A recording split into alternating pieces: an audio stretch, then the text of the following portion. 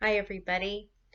I am seriously tired, so if I trip over my words, my apologies, but I wanted to make you a little video and go over your last assignment.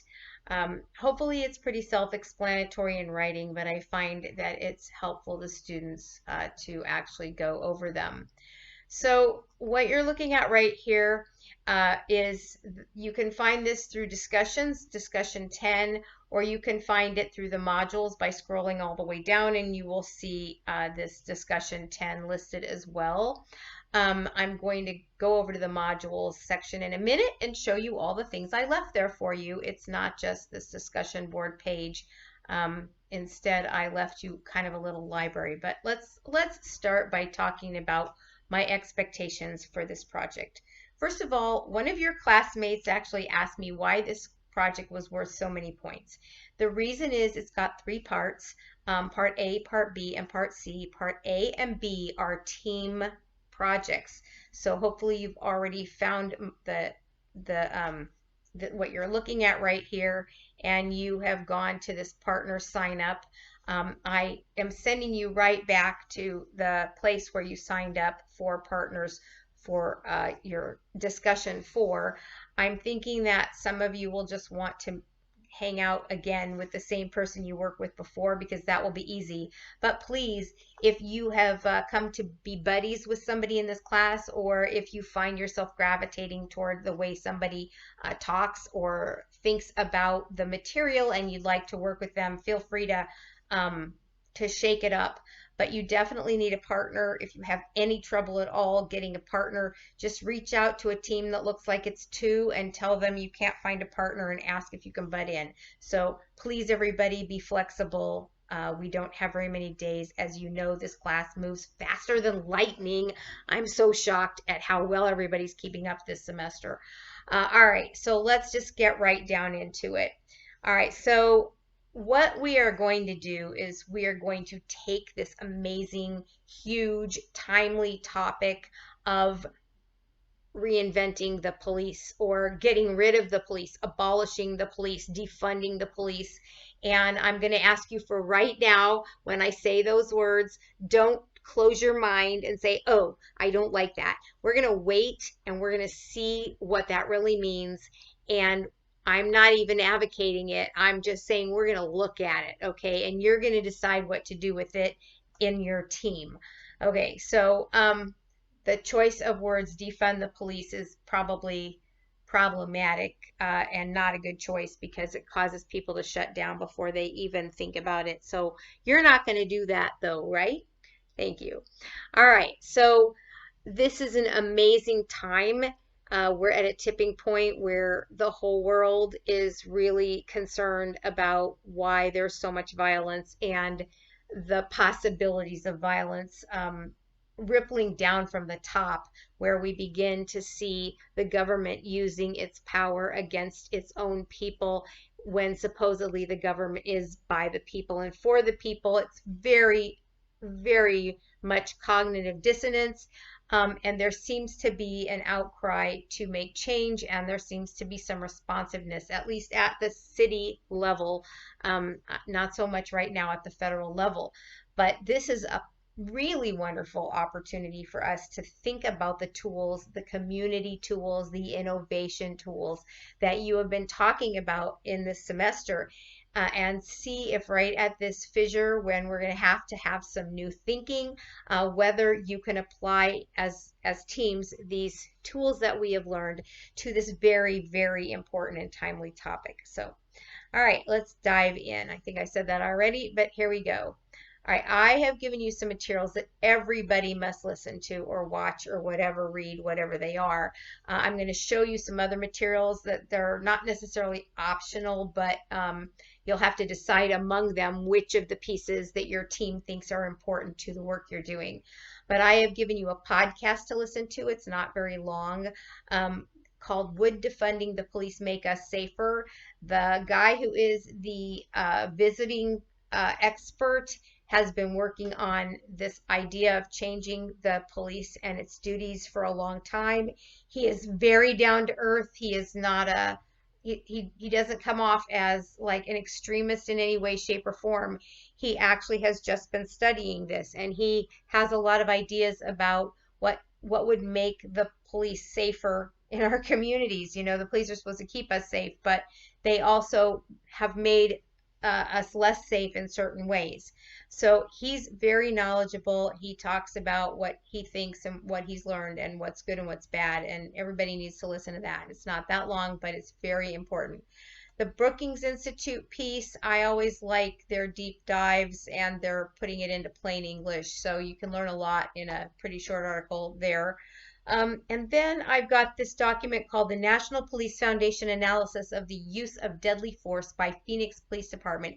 Very localized, and I believe it's the year 2018 that they studied. And that's in the module library, which I will show you in a minute. And it's very long. You do not have to read the whole thing. I think, however, you should go in, look at the table of contents, pick out a couple of things that you think would be of interest to you, and just go in and read those pieces. Later, when you're working, you may decide that there's some other piece you need to read, but everybody should read a couple pieces. All right, and then finally, I picked out two videos. One happens to be a professor at ASU, Ursa Orr, who was walking in the street in Tempe. I believe she was right in that area in front of the parking lot, that across the street from the parking lot. It's the parking lot building that's like, I don't know. I can't exactly remember where it is. I think when you see the video, you'll recognize it if you spend any time on the Tempe campus. And if you don't, just know this was right on the campus. The police were campus police. And she just happened to be walking in the street, a thing none of us would ever do, right? I mean, you never walk in the street. I walk in the street all the time. If this happened to me because I walked in the street, I think I just wouldn't even believe it. I would think I had slipped down the rabbit hole. And then the second one is a little bit different. I'm going to give you just a slight little bit of context, the story behind it. I think it will help you grab what's going on faster. This woman, Samantha Glass, is divorced from a man that she has recently split up with. She has a child with, but they were together for 8 years. And until their divorce was final, both of them co-owned everything, just like a normal husband and wife. At the opening of this video, she had just either came to pick up her child or had brought the child for visitation switch, and had gotten into a kind of a loud conversation. Unfortunately, this is in an apartment complex, and they had it out in the open that drew the attention of some of the other residents. And the husband took the child over to a kind of grassy park area that was part of the development, and she went to wait for them, and the place she chose to wait for them, unfortunate choice, was to sit in her ex-husband's truck and wait there. And she tried to get into the truck and found it was locked, and she didn't have a key. And I guess the neighbors saw her trying to get into the truck, and they called the police to say that she was breaking into the truck. When she could not get into the truck, she went back up to sit on the ground outside of her ex-husband's apartment complex. And it's clear she'd been drinking a little bit, but that's where the police found her. She was sitting on the ground. And so that's the background of how the police even got called. I think that will help you. Once you start watching these, you will notice that there are hundreds and hundreds and hundreds of YouTube videos about police interaction. I picked these two because they both happen in Phoenix, because they're both fairly minor. They're definitely not the George Floyd story, and yet, which is so obvious. And I kind of gave you these because you may have a little trouble deciding where you come down on the way the police acted, and that's pretty much what I would like you to have, is I'd like you to actually have to think about it and ask yourself, you know, what are the principles that should be put in play here, and were they put into play? All right, so now this is the background reading before you do either Part A or Part B. So let's just take a look at Part A. And remember, you're doing both Part A and Part B as a partner thing, a team thing. It could be 2 or 3 of you. Okay, so For part A, I have created a sign up sheet. You can see there's a link here. And what you need to do is go in there with your team and pick one of these four, eight, 7 or 8 names there. And if obviously, if they're all filled up, then 2 people will have to take a team. I think how full they get will depend on how many of you are in teams of 3 or teams of 2. But regardless, pick one. If you want to, if it doesn't matter to you, just pick one. If it does matter to you, take a few minutes to literally look them up and see what their story is and pick one that interests you. But I think they're all pretty interesting. I have a friend in he's not in the police department, but he has been on the civilian review task force, and he has been on the what is it? The Human Rights Council of the City of Phoenix, and they have taken up these issues of police brutality multiple times. And he gave me these names because they all have a slightly different story, and I think that will make it more interesting when we all come back together about this.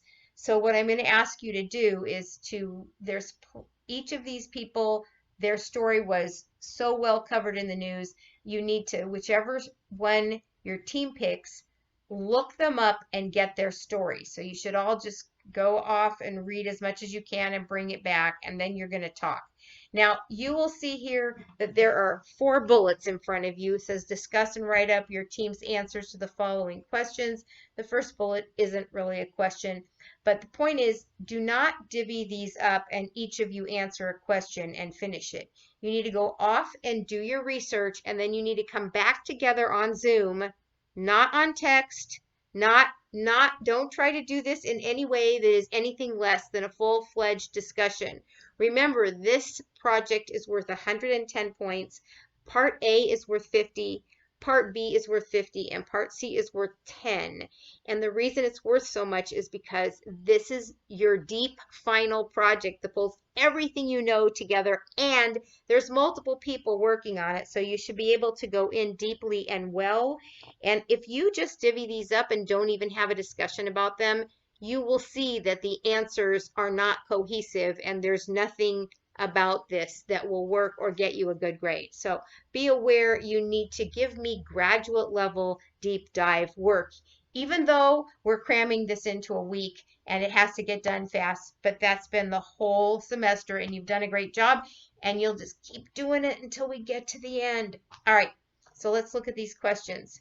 The first one just says, use materials that are available to you in the module area that go over the City of Phoenix information. So in other words, these things happen in Phoenix. They happen against the backdrop of the rules in Phoenix. So let me just show you real quick. I'm going to switch screens here. This, if you're in the modules area, you'll see all these modules. You're used to seeing those. You're going to come down here, and below this is where we were a minute ago. This discussion 10 is where these instructions are. This is a list of all of the documents. You will see the one underneath this one that says list of documents says PTI report, PSV sub. You have no idea what that is, right? I actually typed up what each of those documents is. So if you open this, you will see what all of these documents are. But the point is, I have given you tons of material that's actually from the City of Phoenix about the police department, etc., and so forth. I want to come down and just show you that somewhere down here, the City of Phoenix stuff stops, and what you have is a bunch of different information about defunding the police, abolishing the police, restructuring the police, and you've got a lot of different voices here, and that's intentional. I'll come back and talk about it soon, but let's just go back to our current Part A. All right, so that's your little library, but you're welcome to find something else if you don't find what you need from what I gave you. All right, just trying to make it easy for you. Don't have to go searching for that stuff. All right, so the first question you're going to need to talk about and then discuss and write up is, what are the details leading up to and through the incidents of the police use of excessive force for the person that you are focused on? you need to figure out the story and all the little details, because we're going to be looking at the details to see whether or not this is, whether you think this was done well. So once you have like completely told the story and written the story up with all of its little details, then you want your team to talk about, what does your team actually think about this case? Now, you're not lawyers, and I'm not asking you to know the law. I'm asking you what, in your opinion, went wrong. And it's important for you to think about it personally, not from the perspective of the law, because most people are not lawyers. And whether or not the community trusts the police department to keep them safe, or are afraid of the police department as part of the danger of living in their community, has to do not with the elements of the law, but with the way in which police carry out the maintenance of order, if you will. You will hope that they do it within the law, but if you're the one that the police is dealing with right now, you're not thinking about particularly what are the ins and the outs of the rules and regulations and laws. You're thinking about, what did I do wrong? Why is this happening to me? So I'm not asking you to talk about the law. I'm just asking your team to think about this case. In your minds, in your team's collective mind, what went wrong? All right, what happened here that went wrong? And then I want your team to list every act that you think, if it had been done differently, might have led to a different outcome. And tell us how you think that each act should have been handled instead of the way that it was handled. And then please, as you're writing these things up, refer back and tell us which documents you used and what ideas you took from them. And some of them, you might not use that much documentation in this particular thing, but you will need to use some. So please let us know, just like the other assignments that you've done in the past. All right, so that's the whole thing. Describe this very well. Now listen, this assignment actually comes from something that we used to do when I was the executive director at the American Academy of Pediatrics, and I'm going to tell you about that really quickly so you'll understand the point of the assignment. In that case, the American Academy of Pediatrics, literally every single year, they pull together committees to review every single child death from the age of birth to 18, and they like sort them by suicides and disease and, died suddenly in their sleep in their crib, or whatever. And then they bring in a set of experts around the table for whatever it is. If it's they died of drug overdose, then you're going to probably have a psychologist and a doctor and maybe somebody who's a specialist in addiction or in that kind of thing, police officer, whatever. Every team is going to have the right set of experts, and they're going to go through every single case in that file. And this happens in most states in the United States. Every single state American Academy of Pediatric chapter does it for their state. And at the end of the day, what they do is they look and see, let's say it was accidents. They have a group that are accidents. Child died from an accident. And they go through and they look, oh, look, this thing happened in 4 of these cases. And they say, oh, that's a pattern of behavior that we are seeing too frequently. And let's look at every aspect of it and see what led up to it. And if we could have just changed this thing or that thing, if we can learn from these, then we can go teach others where the mistakes happen and try to change behaviors, and that will save lives. So for example, if it's an accident, I don't know, I don't want to make any of this up, but if it's something that happened at a hospital, or if it's something that the police did, or if it's something that happened at a school, that if it had been done differently, it would have maybe changed the course of that outcome. And then when they see that, they begin to write those up, and they make recommendations for different ways of doing things. The whole idea of crib death, which most of you have heard of crib death, came to light and was figured out by the American Academy of Pediatrics because of this process.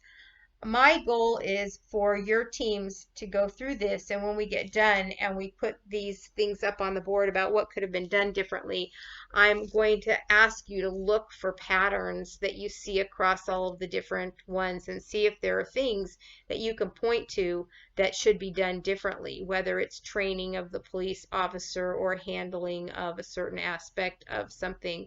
But that's exactly, I actually just proposed this as a real project to the law school who's looking for a criminal justice reform project to actually take all of the excessive force cases, or maybe just start with the deaths from excessive force and see if they can't find the patterns that would help them, that would help make recommendations. So this isn't just this is a real project, and I think you'll see how valuable it is as you do it. All right, so sorry, this is getting a little long, but I want you to have what you need. Okay, so when you get done with that, that will actually be the short part of your work, I think. Part B is actually going to be probably the more creative, the innovative side that comes from the title of this class, Re-envisioning Law Enforcement Through Community Eyes, and this will be innovative community policing that we're going to be looking for. So, and here's where I want you to bring in all your creativity, the theory thinking that we did, and the ABCD thinking and the participatory thinking. So, consider that your team has been asked to serve on a civilian review board subcommittee for the City of Phoenix, and your task is to re-envision the role of law enforcement and to make a recommendation back to the civilian review board for its discussion and then recommendation to the City Council. Okay, so as you carry out the following tasks, make use of that extensive library of City of Phoenix materials that I gave you. Especially there's a bunch of stuff from the Civilian Review Task Force and anything else you might want to find in those materials. Well, you'll see where that takes you when you're talking about it. All right, so use the materials. Remember, ABCD and participatory research require you to put your own thoughts down. So you may have already been thinking about this for a long time, or at least since the protest started, and you may already have ideas. But you can pick your ideas back up at the end of this project or actually at the discussion point. But I'm asking you to set your own biases and your own ideas under the table while you actually do a little bit of research into the materials I gave you and see if you can learn some new stuff. So, all right. We're especially interested in materials that are narrated by the community itself, right? We can't actually pull the community together for focus groups. We might do that if this was a whole semester long class, but we don't have time for that. So instead, you're going to be thinking about what you're reading and who's narrating it, who wrote it. Was it an institutional piece, or was it a piece that was put together by the community through a community organization facilitating it or whatever? And you will see in the modules in the module area where I showed you that at the very end of the list there's a bunch of stuff that was written from the community perspective, and there's also several things that are written from the institutional perspective. Try to be aware of the voice. Make sure you are listening to the community voice and not just the institutional stuff.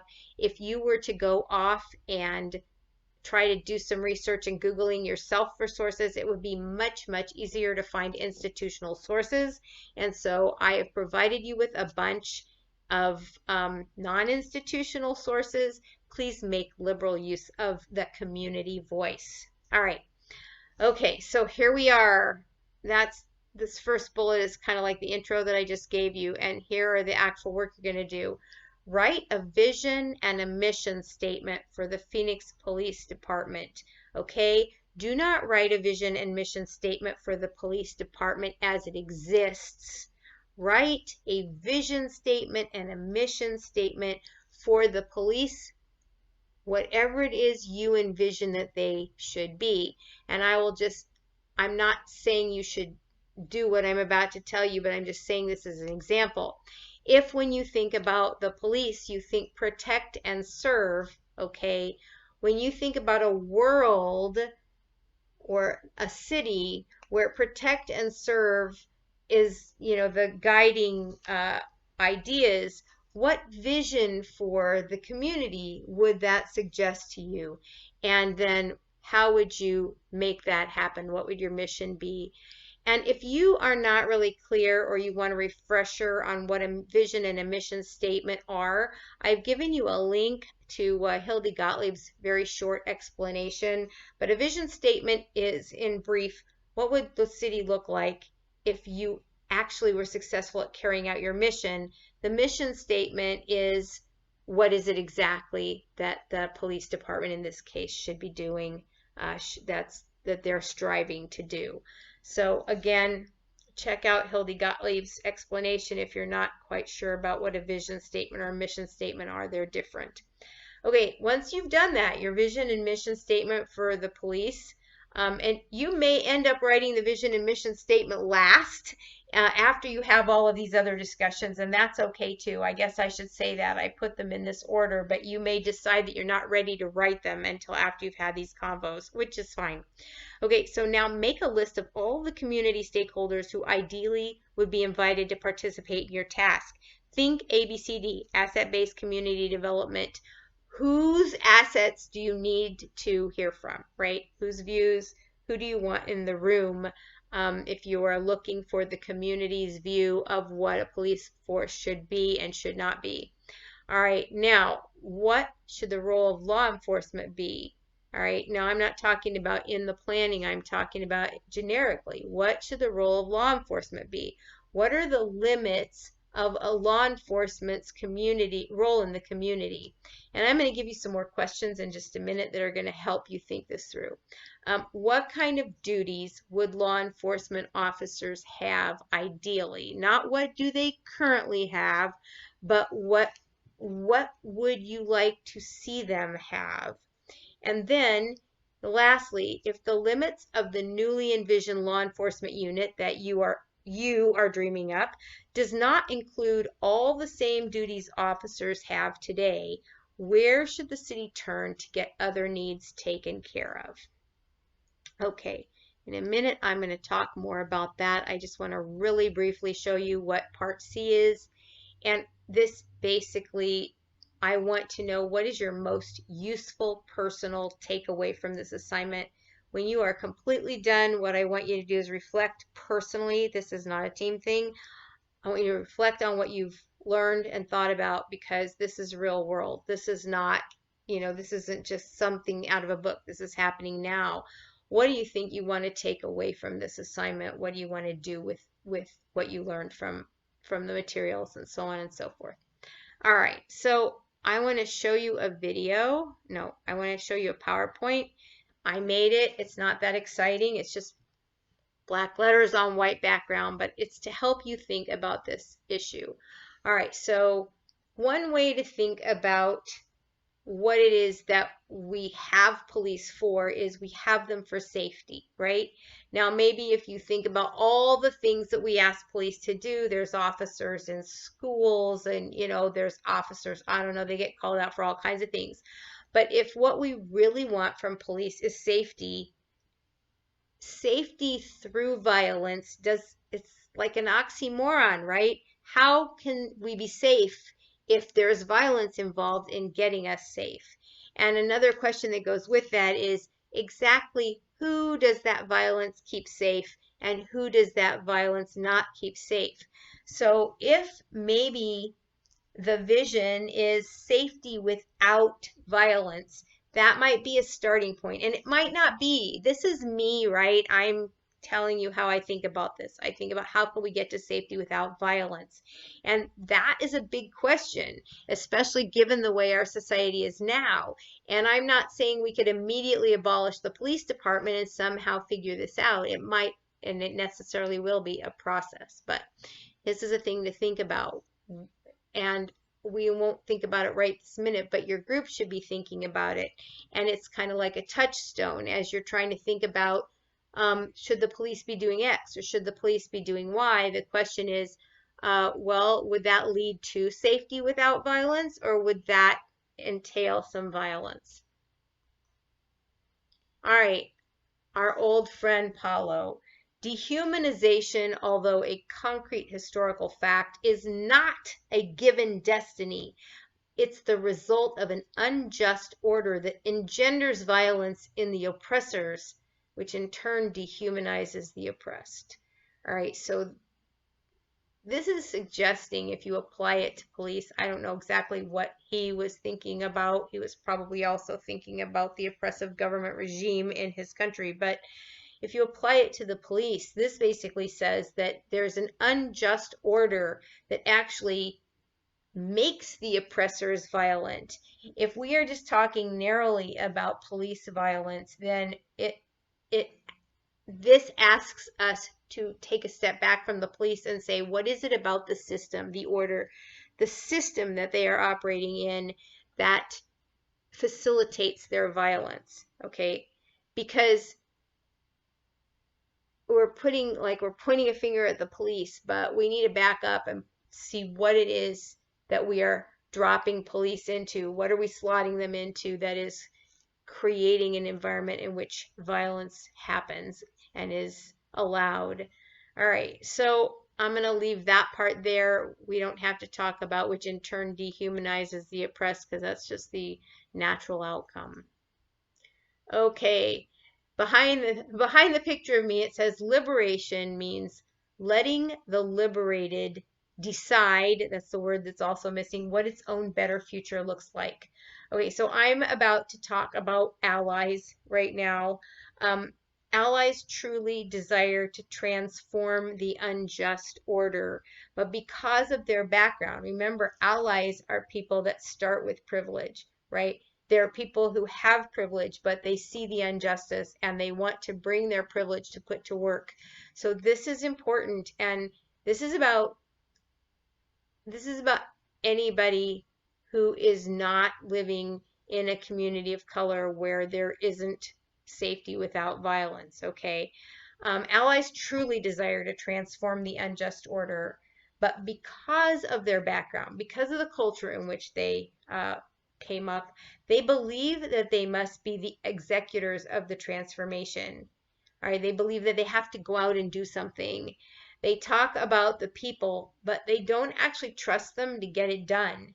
Uh, and trusting the people is an indispensable precondition for revolutionary change. A real humanist can be identified more by his trust in the people, which engages him in their struggle. In other words, he recognizes their struggle, but he chooses to engage in it, than by 1,000 actions in their favor. So I'm going to just point to the moms in Oregon, in Portland, and the kind of problem that ensued from those moms who went down to link arms and stand in front of the protesters when it started to feel to some of the African American protesters like the moms were taking over the protests. And again, liberation means letting the liberated decide what its own better future looks like. It means letting the people who are oppressed, who are fighting for freedom and liberation from oppression, it's letting them lead. It's letting them decide, this is our fight, this is what we want to do with it, this is how we want to do it, and not trying to step up. And if you think about it, we talked about asset-based thinking as opposed to deficit-based thinking. If you believe that you need to go in and save the oppressed, then that is deficit-based thinking. You're being paternal. You're saying they can't do this. We've got to do it for them. And I think this is a reminder that some of us in this classroom bring with us a sense of wanting to fix other people's problems. And I know we had some of these discussions when we first hit ABCD, but this will be another time when in our project I'm just reminding you that it's not yours to solve, it's yours to be an ally to solve. Okay, looking at communities through a community lens. Oppressors do not favor promoting the community as a whole, but rather selected leaders. Okay, so again, this is just a thing to think about when you are thinking about, should we keep a certain police activity? Should we dump this police activity? What activity should we put in its place? Or what actor should we have do this job rather than the police? Remember that you want to be looking at who is being protected, who is being made safe, who is being made happier, wealthier, more secure, more buffered from pieces of the community they don't want to be around. So you have to look at and see who a particular practice is benefiting.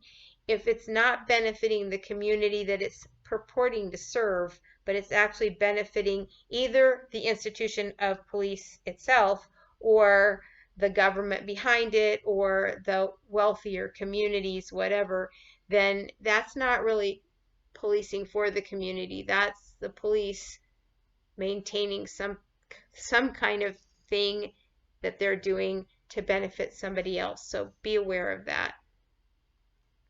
Some questions to ask yourselves.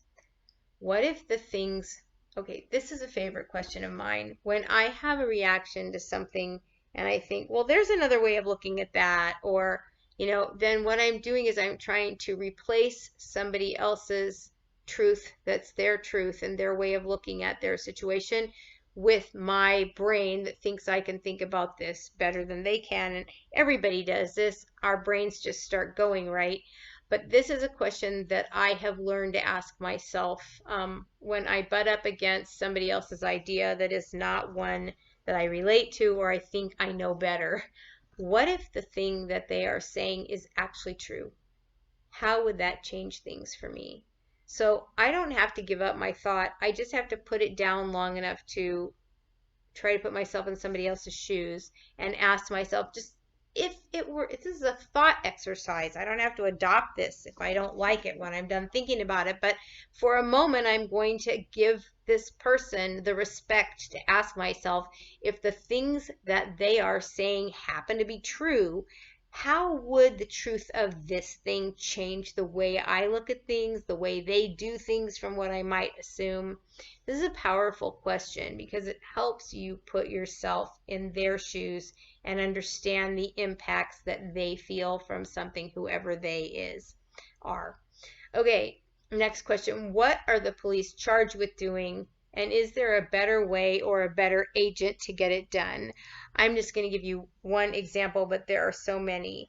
If somebody is called on a person who is wandering around the streets who clearly has a mental health issue, do you really want a police with a gun out there, or do you perhaps want a social worker who's familiar with working with mentally ill? And for me, that's a no-brainer. And from the news that there have been multiple people who ended up in a, usually, not, I shouldn't say usually because I don't know the statistics, but have unfortunately too many times, I can say that for a fact, ended up dead because they were mentally ill and the police really weren't trained to deal with that. And the police sensed the threat and only had one tool to deal with it, and that was violence. Okay, third question, so important. I started to talk about this before. Who is telling you the story? What does the narrator want from you? If you think about almost any story, the narrator has a point of view, and the narrator wants you to see through their point of view. And so ask yourself when you're reading, who's narrating this and where are they coming from? And is there another way of looking at this?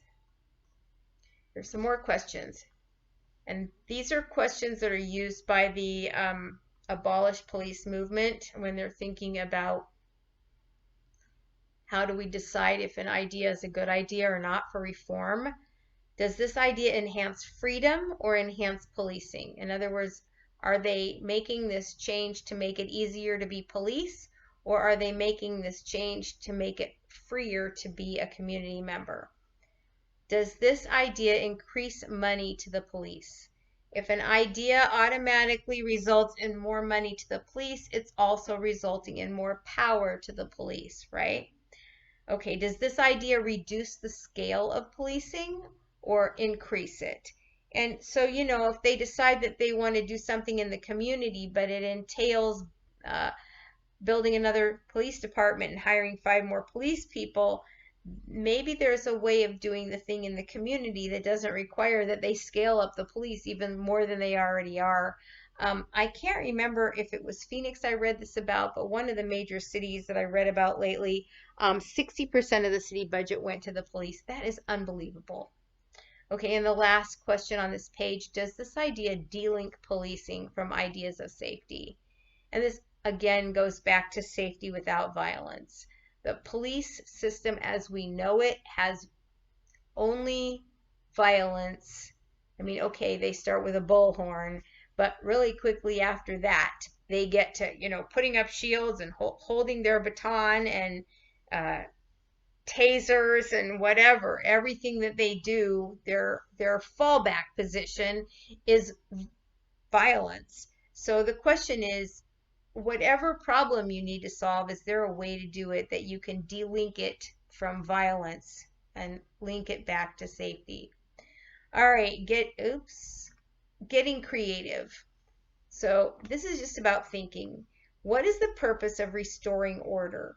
Okay, so we talk about law enforcement, but really whether or not the police are enforcing law is very big question. And when you start watching the videos that are on YouTube, as I said, you don't have to watch beyond the 2 I gave you, but it's really hard not to watch them. And as you start watching them, you'll start seeing that the things that they are doing, they don't look like, oh, this is the letter of the law, I'm following the letter of the law.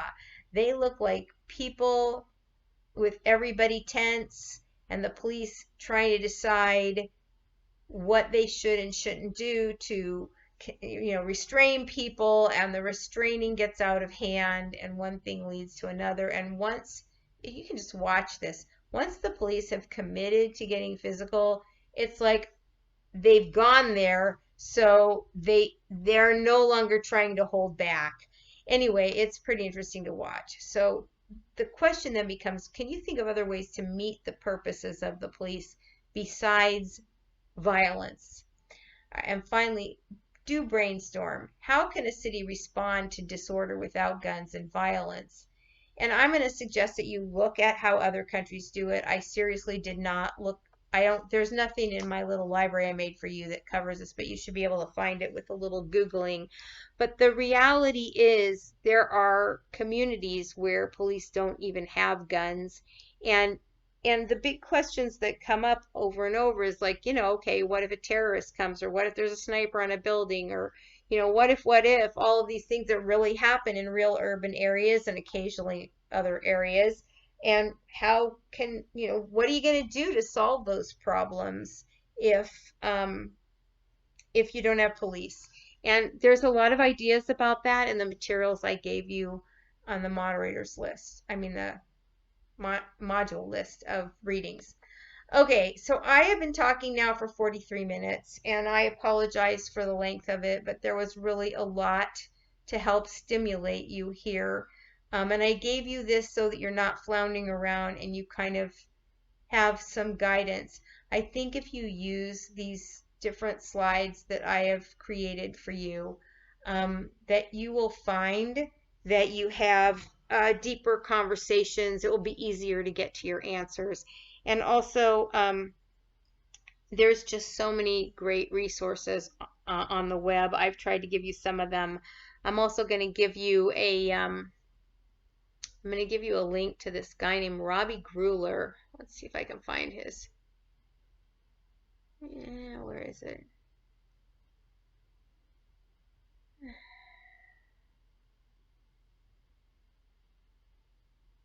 I may not have it up here anymore, but Robbie is, this is it right here. Okay, I don't know if you can see this, but Robbie Gruler, he has this thing called Watching the Watchers. And if you go onto his Facebook wall, Robbie Gruler and my youngest daughter grew up together, and he's a lawyer, but he is fascinating now. This is Robbie. He's got all of these videos.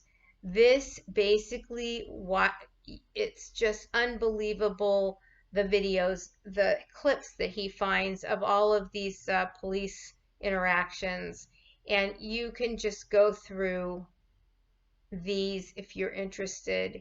And the topics, he tells you what is going to be in the video so you can see whether or not they relate. But this is another really good source. He's a lawyer, he does criminal law, and he is so beside himself with what he's witnessed in the course of his practice of law that he has uh, become a one-man crusade about this. And I highly recommend Robert Gruler. Yeah, I call him Robbie still. I remember when he was in fifth grade. So anyway, he's great though. All right, I'm going to let you go now. If you have any questions, if you have any concerns, please, please don't hesitate to get a hold of me. We don't have very many days until we are at the end of this class, and I want you to do the best you can in the time you have. It will be helpful that you have a team to do it with you. I will see you on the board.